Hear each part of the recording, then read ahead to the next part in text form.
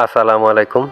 আসলে মুখের ভাষা হারিয়ে ফেলেছি। কিভাবে আসলে নিজের ভাবটা প্রকাশ করব বুঝতেছি না। গতকাল ৪টার সময় যখন সমন্ধি বাবু ভাই আমাকে ফোন দিয়ে বলল, সুজন ভাই আর নাই।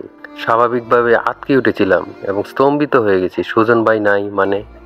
এই তো সেদিন নামাজের পর কত কথা, কি হবে না হবে দেশের বর্তমান পরিস্থিতি নিয়ে তিনি উদ্বিগ্ন ছিলেন। আমাদেরকে আসলে আপনারা জানেন উনি কেমন, কি টাইপের।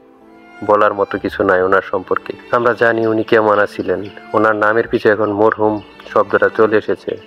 উনি এখন স্টোভার স্ট্যাটাস হয়ে গেছেন। ওনার নামে এখন মাইকিং হচ্ছে, উনি আর এই পৃথিবীতে নেই। আমাদেরও তো এরকম হবে। আমরা কেন আটকে উঠি অল্প বয়সে মারা গেছে বলে? মৃত্যু তো কখনো বয়স মানে না। মৃত্যুর কথা ভুলে গিয়ে আমরা অহংকার করি, নিজেকে জাহিরি করি। এসব বাদ দিন। আপনারা সবাই চিনেন সুজন ভাই কেমন ছিলেন।